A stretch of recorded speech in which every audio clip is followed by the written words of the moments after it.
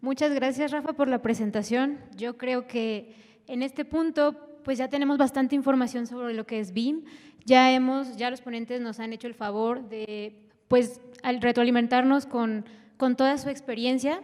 Así que bueno, pues nosotros vamos a tratar de enfocarnos un poco más y hacer un zoom en una de las partes más importantes que consideramos nosotros y que me da gusto ver que coincidimos con todo el resto de los ponentes, que es la parte de la información, la I de BIM, que como todos lo han comentado anteriormente, yo creo que este es el centro de todo, donde realmente está la importancia de los procesos que se están llevando a cabo. Entonces ahora vamos a hacer un poquito más de zoom y a desmenuzarlo un poco más en cómo en aspecto BIM trabajamos los proyectos y cómo gestionamos esta información para que las cosas pasen y para que justamente esta información esté traspasando etapas, para que esté llegando a la etapa de construcción, a la etapa de ejecución, para que esté llegando incluso a la etapa de operación y mantenimiento, porque pues ya hemos visto que tiene muchísimos alcances y muchísimas bondades, pero seguramente pues por ahí todavía está la incógnita de, ok, ¿y cómo lo hacemos? ¿No? ¿Cómo lo hacemos directamente, tal vez en una herramienta?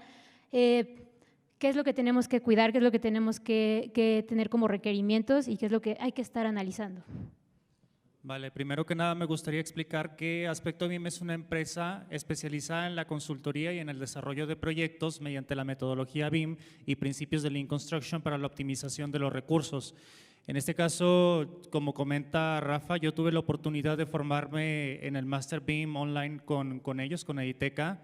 Recomendable ampliamente, los instructores, los profesores son de un alto nivel de conocimiento y capacidad. De hecho, Rafa fue uno de mis maestros en diversas clases y nosotros continuamos siempre en comunicación con Editeca para el tema de formación. A raíz de esto fue que nació Aspecto BIM, es decir, llegamos a un punto en el que dijimos, ¿sabes algo? El BIM en México a lo mejor está un poco topado, entonces ¿por qué no tratamos de implantar lo que se está haciendo en otros países aquí en México y poder alcanzar otro nivel más allá, es decir, llevarlo a otro nivel? Así es, y yo creo que algo que comentaba Carlos anteriormente que es muy importante y que yo creo que ha sido parte de la receta del éxito que hemos tenido como empresa es que existe la parte muy técnica, especializada en los tecnicismos, y existe la otra parte que está coordinando y está llevando todo este tema de estrategia. Yo creo que aquí la fusión del conocimiento que Alan tiene en toda la parte de programación y técnico, complementado con la experiencia que traemos en los proyectos, ha sido lo que nos ha impulsado bastante. Entonces, pues bueno, como hemos estado comentando, la información es sumamente importante y también es importante que entendamos y veamos que el entorno de la construcción, el sector de la construcción, está integrado por diferentes profesionistas con perfiles completamente diferentes, que ven un punto de vista diferente en cada etapa del proyecto. Y a su vez, estos mismos profesionistas, estos mismos perfiles van a manejar herramientas completamente diferentes, justamente como se ha venido mencionando. Tal vez la persona que está en la etapa de construcción difícilmente va a saber cómo manipular el modelo para poder obtener lo que quiere. Y ahí es donde están muriendo los proyectos. Nosotros vemos que pasa aquí un fenómeno y es que los proyectos se desarrollan en la etapa de diseño, se ven muy padres, claro que sí, pero no cruzan a la etapa de obra donde realmente está el retorno de la inversión que se está haciendo.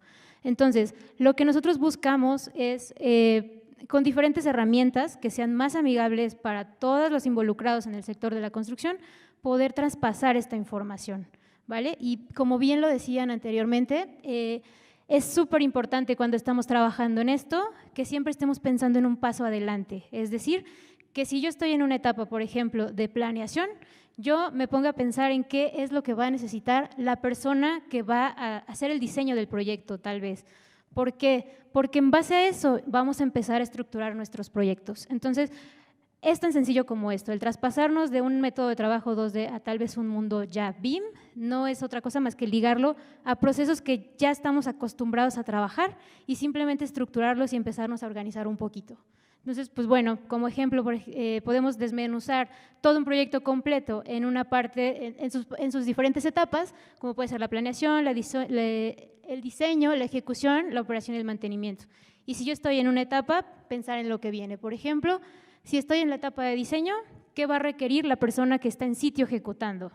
¿Qué va a requerir? Pues tal vez el tema de los materiales, tal vez va a necesitar saber los metros cuadrados de muros, tal vez va a necesitar saber metros lineales de tubería, tal vez va a requerir, no lo sé, la zonificación, los acabados, etcétera. Y entonces, ¿cómo nosotros podemos apoyar en esa parte y cómo podemos empezar a estructurarnos? Pues generando parámetros, que ahorita Ala nos va a contar un poquito más de cómo funciona esto, dentro de nuestros modelos que alberguen esta información. Y lo importante aquí es que estos parámetros puedan ser compartidos y puedan ser transmitidos y extraídos por diferentes plataformas, porque a final de cuentas, como decíamos, tal vez la persona de administración no se va a meter estos softwares, más sin embargo, es sumamente importante que todos tengan el acceso a esta información, ¿va? Entonces, hay que pensar cómo lo podemos hacer más simple para ellos. Siguiente, por favor. Y bueno, pues yo creo que esto se resume a final de cuentas, que es importante que todos hablemos el mismo idioma. No importa si somos arquitectos, no importa si somos ingenieros, no importa si estamos estudiando. A final de cuentas estamos trabajando en un entorno común. ¿Y qué es importante entonces? Que tengamos estándares y parámetros pues globales, generales, y que todos los podamos entender. Porque yo creo que pasa muchas veces que incluso en los mismos equipos internos hay a veces simbologías, como comentaban también anteriormente, que los planos carecen de toda la información concreta, y de manera interna puede ser también que no veamos nosotros la información o no la estemos interpretando correctamente como el especialista lo quiso proyectar. Y bueno, pues queremos hacer un ejercicio aquí con ustedes. Me gustaría ver, no sé si tenemos algún estudiante por aquí. ¿Estudiante de arquitectura o de ingeniería civil? ¿No? ¿Estudiantes? Bueno, ¿algún arquitecto que guste participar? Ok. Vale. Arquitecto, nos gustaría saber qué es lo que usted ve en esta imagen. No sé si se alcanza a ver por la resolución, no sé si gusta acercarse un poquito, pero ¿cómo lo interpretaría? Sí. Bueno, ahí estoy viendo un plano de instalaciones de agua fría y agua caliente, y básicamente pues está en 2 dimensiones, ¿no? Ahora, ingeniero, imagínese que eso lo va a construir ahorita usted en este momento. ¿Cómo lo haría? Arquitecto, perdón. Imagínese que aquí lo tiene para construir. ¿Cómo lo ejecutaría? Ejecutarlo, pues necesitaría dimensiones, Sí. saber alturas y, Sí. y saber posiciones a detalle de las salidas y las descargas sanitarias. Ok. Básicamente, si Vale. va a haber algún acabado y saber paños de instalaciones. Ok. Sí. Muy bien, muchas gracias, arquitecto. ¿Algún ingeniero que nos acompañe el día de hoy? No tenemos ingenieros. No tenemos ingenieros. Bueno, ¿algún otro arquitecto que Ok. quiera participar? Otro la testimonio de qué es lo que están viendo y cómo lo ejecutarían. Sin miedo, no pasa nada. No hay preguntas, digo, no hay respuestas correctas. Ok, adelante.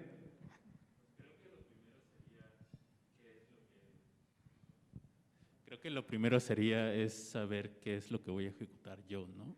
Sí, o sea, porque lo primero que veo es un plano de un baño Sí. con instalación de agua fría y caliente. Sí. Pero en realidad, ¿yo qué voy a hacer, no?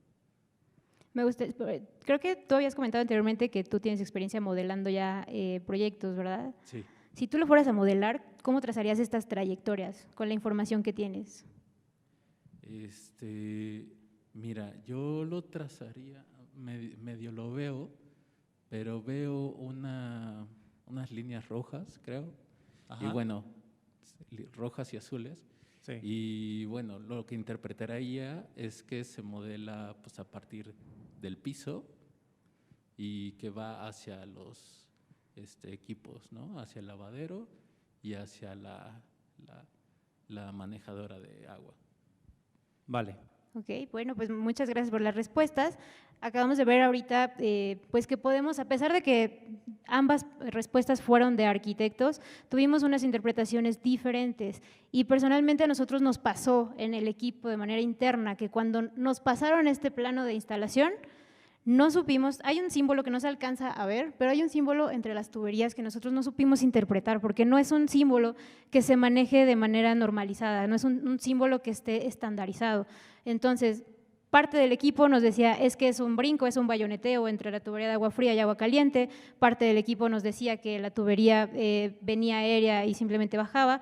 Entonces, aquí tuvimos nosotros una pérdida de tiempo en tratar de resolver esto, y tuvimos que organizar una reunión con el ingeniero para que nos explicara porque esto se repetía en muchísimos casos. Entonces no sabíamos realmente cómo es que esto iba a quedar. Y lo que nosotros creíamos que era un bayoneteo simplemente entre disciplinas para librar la interferencia, pues resultó que al final que no era así. O sea, al final este símbolo que era una S representaba un salto del techo a la losa. Entonces ahí nos estaba indicando el ingeniero que bajábamos por muro y nos veníamos por debajo de la losa y volvíamos a subir.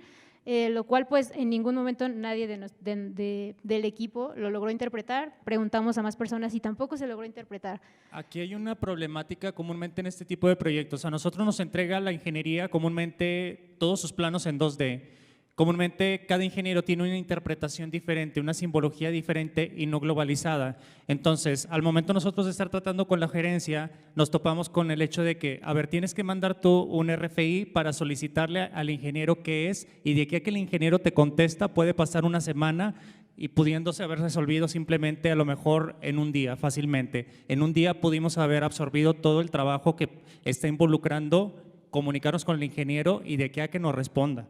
Y aquí estábamos en una parte de diseño. O sea, ¿qué hubiera pasado si este plano así tal cual hubiera llegado a la parte ejecutora?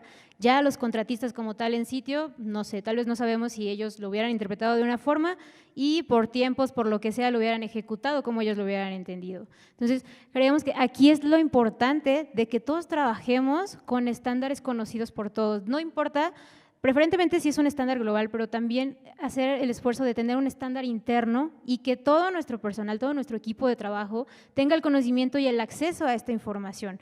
¿Por qué? Porque esto nos optimiza muchísimo tiempo en el flujo del vaivén de la información. Así estamos evitando tener tiempos muertos para poder llegar a soluciones. Por eso es que es muy importante al final que todos hablemos el mismo idioma.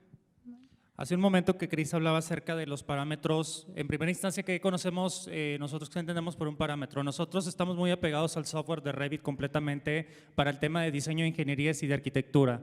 Tenemos dos vertientes en parámetros, uno que se hace referencia a parámetros globales y otro a parámetros internos, pero primero el parámetro hace referencia a toda la información contenida en un objeto dentro de una edificación, refiriéndome a una columna, un acabado, a una silla, a cualquier elemento que conforma una edificación. Cada elemento tiene información. Entonces, esta información se rige por parámetros globales ya existentes basados en estándares que pueden existir, como hablábamos hace rato del Master Format que se usa mucho en Estados Unidos, el Uniclass Format o el Omniclass que es más europeo. Entonces, estos estándares ya funcionan. Es una clave que tú metes al modelo, inmediatamente te va a decir, ok, este elemento es un tubo de PVC en el cual a lo mejor tenemos cierta materialidad y tiene este comportamiento. Los parámetros internos son los que nosotros manejamos en la empresa, en donde le decimos, este tubo para nosotros debe tener un periodo de vida útil de tanto, porque se lo debemos de reportar nosotros al cliente y a la persona que va a hacer el facility management. A esto nos referimos con parámetros internos. Ejemplo. Bueno, acá tenemos parámetros para el control de la información. Aquí me gustaría mostrar un video de cómo nosotros llevamos a cabo el desarrollo del proceso del modelado BIM arquitectónico. Eso es un ejemplo muy pequeño en donde nosotros estamos haciendo el modelado de cada uno de los elementos por separado, es decir, estamos modelando la albañilería, los acabados, posicionando cada uno de los elementos y las familias u objetos 3D de manera interna, los cuales nosotros nos dedicamos a fabricar para nosotros poderlos controlar con base a estándares que ya existen de manera que los proveedores a nosotros nos otorgan. Nosotros modelamos siempre de esta manera, tener la pantalla en 3D y tener el 2D para estar trabajando la documentación y poder extraer toda la información necesaria para el despiece y para que el cliente lo pueda recibir de una manera legible. Aquí en este caso, el cliente está viendo lo que estamos viendo en la parte derecha, la parte quien lo va a ejecutar está viendo la parte izquierda. Al mismo tiempo estamos conformando esto con información para que sea viable su ejecución. Aquí al mismo tiempo, este proyecto, por ejemplo, nos va a servir para el tema de las instalaciones. Estamos posicionando ya cada uno de los elementos para conformar el modelado de instalaciones, en este caso hidrosanitarias. ¿A qué me refiero? Ya posicionamos por aquí las válvulas, ya posicionamos el inodoro, el lavamanos, ya empezamos a hacer conexiones sanitarias entre los elementos, entre cada uno de los elementos hidráulicos, agua fría, agua caliente. Entonces, a partir de un solo modelo estamos obteniendo la información necesaria para la ingeniería. no estamos cruzando entre uno y otro y esperando que nos hagan un plano, etcétera, sino tenemos al equipo de ingeniería trabajando sobre el mismo modelo. Este es un ejemplo muy básico de lo que nosotros hacemos, pero esto lo llevamos obviamente que a gran escala. Esto es algo muy pequeño. Aquí al mismo tiempo tenemos el proceso de documentación, que es la obtención de los planos, porque eso sí que no los podemos dejar atrás. Los planos al fin y al cabo son los que va a recibir el contratista. Nosotros que trabajamos en 2D, trabajamos en 3D, simplemente ponemos cada uno de los elementos, las vistas en uno de los planos, sacamos cada una de las etiquetas de los elementos porque nosotros ya contamos con esta información en los modelos donde nos está diciendo la tipología del elemento, la categoría, el modelo, el ID, cuándo se tiene que colocar, en este caso cuál es la marca incluso del elemento y nos quitamos en este caso de estar batallando en el hecho de conseguir elementos a lo mejor que no existen en el mercado y tener que estar inventando información, ¿verdad? Aquí ya nos está facilitando el trabajo. Y además volvemos otra vez a la parte importante de lo que es la información, porque aquí estamos teniendo otra optimización en tiempos. ¿Qué es lo que pasa normalmente cuando trabajamos en 2D? Que tenemos diferentes planos en diferentes archivos y que estamos haciendo un copy-paste de la leyenda, de las nomenclaturas generales y puede que de repente entre uno y otro ya se nos fue algo, lo omitimos, lo cambiamos y por no tener tiempo, porque normalmente siempre estamos entregando para ayer, ya no pudimos revisar a detalle, ¿no? ¿Qué pasa aquí? Que los elementos contienen su información, cada uno de ellos. Y este mismo elemento, por ejemplo, lo que es el inodoro, se va a utilizar en todos los baños, por lo que la información siempre es la misma. ¿Y dónde está también el tema de optimización de tiempos? En la parte de que no estamos escribiendo manualmente y no tenemos que revisar manualmente toda esta información, sino el que ya está contenida en los elementos, simplemente etiquetamos y extraemos esta información. Entonces aquí tenemos otro punto importante de otra optimización en tiempo, en el flujo y en el proceso de trabajo, que de igual manera tiene su base en la información, en el correcto control de la información, que ya hubo aquí una comunicación con proveedor que nos pasó fichas técnicas, que nos dio especificaciones y es que estas fueron baseadas dentro de cada uno de los elementos.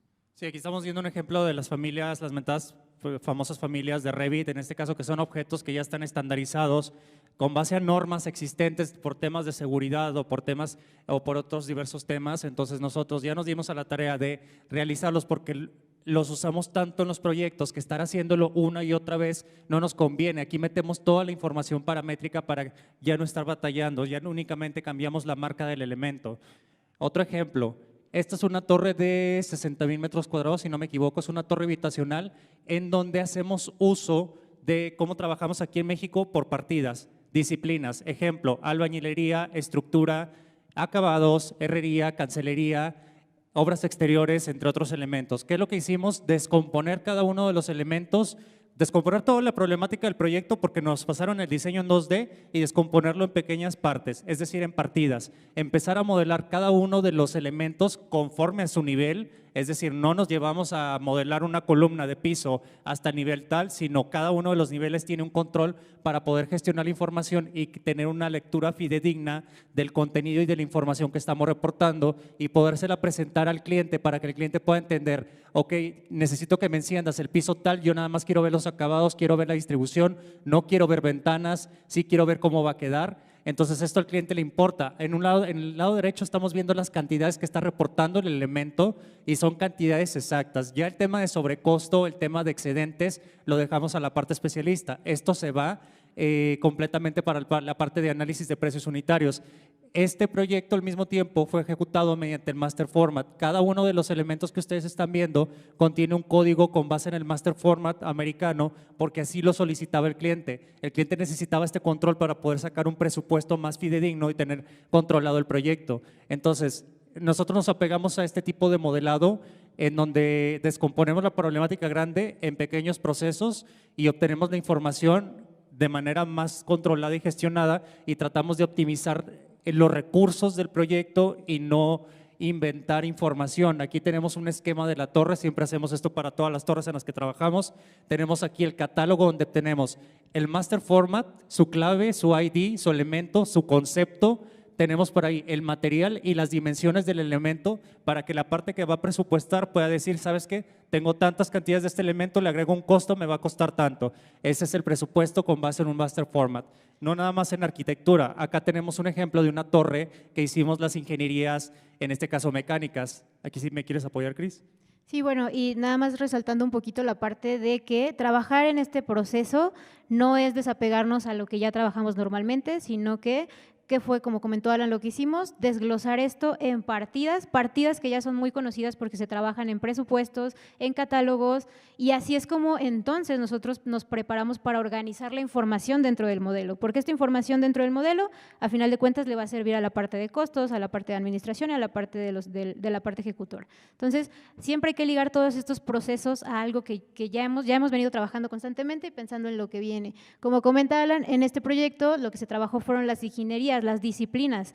Aquí de igual manera, recordemos que sí estamos creando un modelo 3D, pero no queremos un 3D nada más para visualizar. Claro que es importante y claro que nos da una idea más clara, pero a final de cuentas, ¿qué es lo que queremos?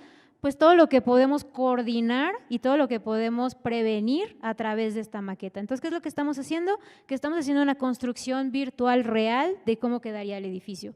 Y aquí lo que se hizo pues fue de igual manera subdividir como nos lo están pidiendo los contratistas, los clientes, que fue por sistemas. Aquí todo se gestionó, puede ser sistema sanitario, sistema de agua caliente, sistema pluvial, y a su vez a través de los parámetros, como comentábamos, empezamos a meter la información que el cliente requiere. Volvemos otra vez a lo mismo y creo que ya lo habían mencionado antes, que es importante, los modelos siempre van a ir en función de las necesidades del cliente y obviamente de lo que el cliente está pagando, ¿no? Entonces, en este caso particular, el cliente quería tener un control a gran detalle, de tal manera de que quería las cantidades exactas por tipo de departamento. Entonces, la información que se colocó dentro de este proyecto tenía parámetros que nos permitían extraer que la tubería estaba ubicada en cierta zona, que la tubería estaba ubicada en cierto nivel y que estaba ubicada en cierto departamento. De esta forma, cuando nosotros entregamos al cliente ya las cantidades, los volúmenes de proyecto, él lo tenía completamente desmenuzado y era muchísimo más fácil para ellos ver si el proyecto era viable, si no era viable, dónde podían optimizar en presupuestos y en costos. Ahora bien, hace rato comentábamos que no todos se van a meter a dominar la herramienta como tal. Entonces, no todos se iban a meter a las tablas que nos genera el programa como tal. ¿Qué es lo que nosotros hicimos sin dejar de trabajar en un entorno colaborativo donde todos podemos tener acceso siempre a la información? Esta información se traslada a un Google Docs, que es un documento vivo donde las personas, todos a los que se les dé el acceso por parte del equipo, pueden tener información en tiempo real al proyecto y al avance que se está haciendo.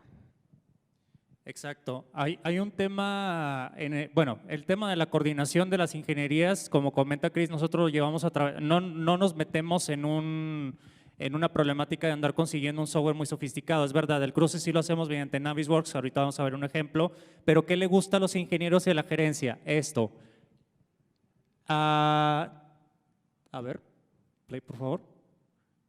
A la gerencia le gusta ver esto, es un documento vivo en donde por disciplina estamos poniendo el reporte de incidencias, ponemos el ID, en qué nivel se encuentra la problemática, ponemos quién está cruzando contra quién y ponemos cuál es la incidencia. Estamos mostrando en 2D y estamos mostrando en 3D. Al mismo tiempo que nosotros estamos modelando con el equipo de ingenieros, estamos detectando y estamos mostrándoles en tiempo real lo que está sucediendo.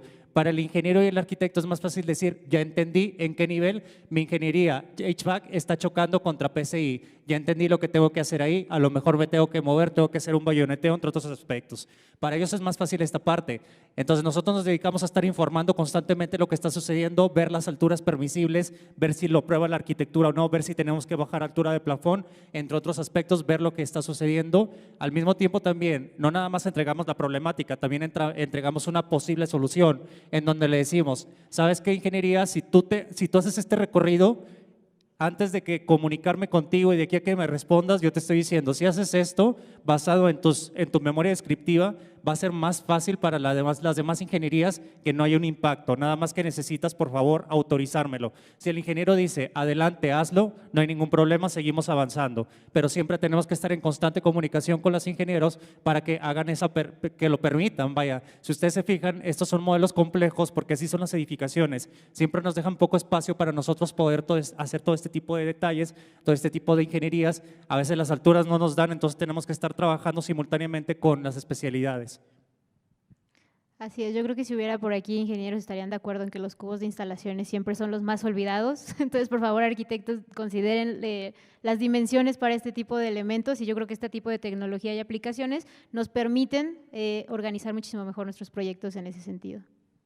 Otro tema, ya vimos arquitectura, ingenierías, en este caso de instalaciones. Este fue un proyecto muy específico en el que se solicitó un nivel de detalle 400 para poder hacer la auditoría de una ingeniería estructural que ya se había autorizado el presupuesto. Entonces al cliente le hacía algo de ruido el hecho de decir, ¿por qué traigo tan evaluado, traigo un sobrecoste en la ingeniería estructural? Entonces lo que nos dijo, necesito que me hagan este nivel de detalle, obtener información para ver si el contratista me está entregando información fidedigna en cuanto al tema de costos. Entonces, es sacar toda la información, que claro que conlleva una gran cantidad de trabajo, reportársela al cliente y que él verifique si en verdad las cantidades son fidedignas o no. Claro que esto también lo cruzamos con las demás ingenierías porque así lo contempla el proyecto, ¿verdad? Pero no quiere decir que todas las ingenierías van a llevar el mismo nivel de detalle, que también hay un tema de ambivalencia con el mentado lot que conocemos, nivel de detalle. Algunos te van a decir, oye, yo quiero un lot 300, lot 350, 400, pero es muy subjetivo porque para una persona un lot 400 puede simbolizar algo muy diferente a un lot 200 y no existe hasta el momento un estándar, ni siquiera la ISO 19650 te va a decir, el lot 400 contiene esto y esto y esto. Tú tienes que preparar prácticamente lo que va a ser el lot en el plan de ejecución BIM o en el BEP que se hablaba inicialmente con Rafa. Este es un ejemplo de la coordinación mediante Navisworks, en donde una vez tenemos modelado los elementos, hacemos un recorrido a través de diversas simulaciones mediante Navisworks, hacemos el recorrido para detectar qué es lo que está sucediendo, quién está chocando contra quién. Por ejemplo, tenemos las ingenierías sanitarias, tenemos por ahí una bajante que está intersectando, un ramal que está intersectando con una de las vigas. ¿Qué es lo que tenemos que hacer? Pues bajar el ramaleo en este caso y ver si la altura es permisible. ¿Qué estamos teniendo aquí? Las charolas en este caso de fuerza nos están pegando con HVAC. ¿Qué tenemos que hacer? Hacer aviso en este caso a ambas ingenierías y ver quién tiene en este caso la prioridad. Este es un ejemplo mayor en donde esta ya es una edificación en donde tenemos que hacer un recorrido de cada uno de los elementos y ver que no haya ningún impacto que pueda, ahora sí que en obra, salirse fuera de presupuesto y pues ya se imaginarán cuánto cuesta una incidencia de estas en obra, ¿verdad? El hecho de no haber previsto desde un inicio, en la etapa de diseño, este tipo de situaciones en las que podemos de una vez decidir si tenemos que bajar, si tenemos que subir, si tenemos que hacer un movimiento que a lo mejor nos va a costar 1 hora hacerlo y en obra imagínense cuánto tiempo no nos costaría hacer un movimiento o el hecho de cometer un error, ¿verdad? Como les comento, esto lo hacemos nosotros con la plataforma de Navisworks, modelamos en Revit, todas las ingenierías están modeladas en Revit. Este sí fue un proyecto más masivo en donde se tuvo que hacer este tipo de intervención, hacer una revisión, mostrárselo al cliente para que el cliente supiera y entendiera de qué se está hablando, porque el cliente ve un plano en 2D y a veces no entiende de lo que se está hablando y para él es muchísimo más fácil poder ver un modelo tridimensional. Este es uno de los ejemplos de los diversos proyectos que nosotros trabajamos constantemente, revisamos y auditamos constantemente, porque también recibimos muchos proyectos a veces que no nos funcionan. Ese es otro tema de problemática. Aquí estamos viendo una simulación en tiempo, pero si quieres continuar, Cris. Sí, no, nada más justamente esto, ¿no? Que regresamos a lo mismo, que ahorita está pasando que los modelos no están cruzando porque no tienen una estructura y una organización adecuada y correcta. Entonces, nosotros les recomendamos que si van a empezar a trabajar bajo esta metodología, siempre partamos no del aspecto visual, sino del tema de una estructuración y una organización y un control de la información adecuado que permita que esto se lleve a la realidad, porque incluso esto y tener protocolos y estándares muy permeados en nuestro equipo de trabajo nos ha permitido desarrollar estos proyectos en tiempo récord. Por ejemplo, la torre que ustedes vieron de 50,000 metros cuadrados se realizó en 1 semana. Entonces, esto es posible cuando todo se tiene bien organizado y cuando todo se tiene bien estructurado. Sí, porque el hecho de estar modelando es una infinidad de planeación. No nos arrancamos, el equipo no nos arrancamos a modelar. Nos arrancamos primero a planificar qué vamos a hacer primero, cómo lo vamos a hacer y no vamos a decir, ¿sabes qué? Vamos a empezar a modelar de una vez todos los acabados. Simplemente empezamos a modelar con elementos genéricos y el modelo va a ir aumentando su nivel de detalle y va a ir madurando conforme nos vayan proporcionando a nosotros la información, en este caso la arquitectura como los ingenieros. No desde un inicio tenemos que esperar a recibir toda la información. Desde un inicio empezamos ya a contemplar, en este caso, la edificación y a complementar la información y su documentación. Y eso es algo muy importante, también yo creo que es un buen tip el hecho de que estemos ligando nuestro modelo a nuestra fase de proyecto. Como comentábamos, no necesitamos un nivel de detalle alto en un inicio para poderlo llevar, porque ni siquiera en la etapa de planeación no tenemos un nivel de información suficiente para generarlo. Entonces, basta con tener la información concreta representada de alguna forma, no importa si es un cubo, simplemente que está ahí plasmado ubicando el espacio que va a llevar a lo mejor un cuarto de equipos, un cuarto de bombas. Tal vez no tenemos el detalle del equipo, pero sí de las dimensiones aproximadas que va a llevar. Entonces nosotros podemos ponerle a ese cubo simplemente la información de que esto es el cuarto de equipos y de esta manera, en coordinación con las otras disciplinas como arquitectura, pues empiezan a respetar estos espacios y de esta forma el flujo y la información y la optimización en tiempos pues se va haciendo más eficiente. Exacto, y ya en este caso el tema de estandarización interno, protocolos internos han nacido a través de la experiencia que hemos tenido como equipo en trabajar en diversos proyectos, tanto industriales, verticales, comerciales, entre otros, y nosotros pues nos dedicamos a estandarizar todo esto en un documento interno para poder decir, ¿sabes qué? De esta manera vamos a trabajar, de esta manera vamos a nombrar los archivos, de esta manera vamos a informar al cliente, todo prácticamente debe tener una clave y una nomenclatura establecida previamente. Bueno, creo que ya es tiempo, ¿verdad? Okay. Bueno, pues muchas gracias. Esperemos Muchas que les haya gracias. servido.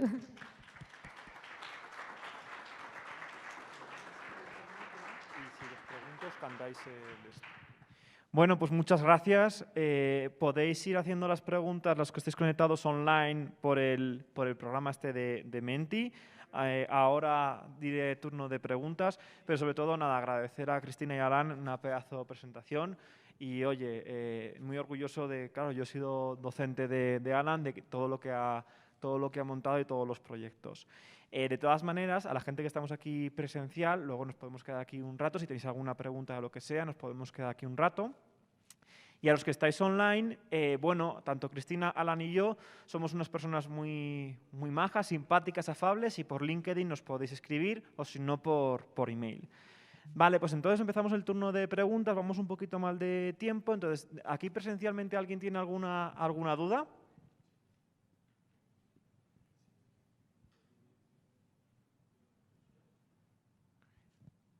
Me dicen que con el retraso con el streaming van un poquito con retraso. ¿Alguien tiene alguna duda? Han hablado tan rápido que a lo mejor les habéis abrumado. Bueno, hay una pregunta. Hola, ¿qué tal? De nuevo. Perdón. Vale. Comentaron que utilizan el sistema de clasificación Master Format, pero ¿qué experiencia han tenido con esa implementación en México? Porque la mayoría de las empresas tienen un sistema de clasificación interno. Entonces, pues es complicado tratar de implementárselo. Y otra es, después de hacer todo esto en BIM, ¿qué entregables le dan al cliente pensando en PDF, CAD, IFC, que en, no sé, 5 o 10 años sean archivos que pueden abrir nuevamente sin Revit? Claro. Pues mira, de hecho este tema del Master Format, como bien dices, no es algo que se utilice cotidianamente aquí, de hecho no nos lo requieren. Este proyecto estaba desarrollado por una empresa en Estados Unidos que lo solicitó así y no encontraron en México a alguien que se lo pudiera clasificar de esta forma y es por eso que nosotros intervenimos en esta parte. Yo creo que sí, este tipo de cosas pues se dan de la mano cuando el cliente lo conoce y lo pide, a final de cuentas. En cuanto a los entregables que nosotros damos, pues bueno, definitivamente se da el modelo 3D. Además de esto, nosotros entregamos una liga en una plataforma que también es de Autodesk y que es gratuita, que se llama Fusion, donde las personas pueden navegar sin tener que descargar absolutamente nada y pueden seleccionar los elementos y están viendo la información. Ahora, otra cosa que también es importante, nosotros siempre dentro de todos los elementos que se modelan dentro del proyecto, llenamos siempre el apartado de parámetros IFC, para que justamente como tú comentas, puedan ser visualizados y que la información no se pierda entre un software y otro. Y además, pues bueno, se entrega lo que es el documento vivo, en este caso si nos piden volumetrías, cuantificaciones, se entregan los PDFs, la documentación y pues creo que nada más, ¿verdad? Fíjate que algo importante en el tema de cuando modelamos y lo que acaba de comentar Cris en el tema del IFC, comúnmente los modelos que nosotros trabajamos utilizamos los parámetros compartidos en donde tenemos n cantidad de parámetros IFC, temas por ejemplo de que la edificación, la zona, el espacio, si el elemento se va a ubicar a lo mejor por arriba, por debajo, la zona, por dónde debe de ir. Entonces cada uno de estos elementos nosotros tenemos que ligarlos a uno de estos parámetros de instancia para que pueda reportar más información de la que a lo mejor el modelo nos permite, porque a veces incluso el software nos mete una barrera de que ya no podemos hacer algo y nosotros tenemos que ingeniárnosla a través de creación de parámetros o programarlo a través de Dynamo para decirle, necesito darle más información para que pueda ser más entendible y pueda ser más lógico a la manera al momento de filtrárselo al cliente y podérselo mostrar. Porque trabajar con proyectos cuando son muy grandes, ya te imaginarás la cantidad de información, necesitamos tenerlo muy, muy bien controlado. Vale, ¿alguna pregunta más presencial? Pues voy a decir la última online y haremos una pequeña presentación del final en la cual nos gustaría que en este caso vosotros sí que nos dijerais qué os ha parecido el evento y además los datos se ponen en tiempo real. Así que la última pregunta del evento y de la ponencia es, comentan por internet, esto no lo digo yo, me dio la impresión de que modelan arquitectura e instalaciones en el mismo archivo. ¿Esto es correcto? Si es así, ¿no tienen problemas de rendimiento en computadoras? No, de hecho, sí trabajamos con modelos centralizados, es verdad, pero todo lo dividimos por disciplinas, porque sí, claro que se vuelve un tema complicado de gestionar y al final, recordemos que pues estamos interviniendo muchas personas, muchos diferentes contratistas y cada quien tiene su información. Entonces, todo esto se hace de manera independiente. Ya suponía yo, ya, pero por si acaso. Pues nada, si me dais el pasador, hago ya la presentación final. Pues nada, muchas gracias por haber asistido.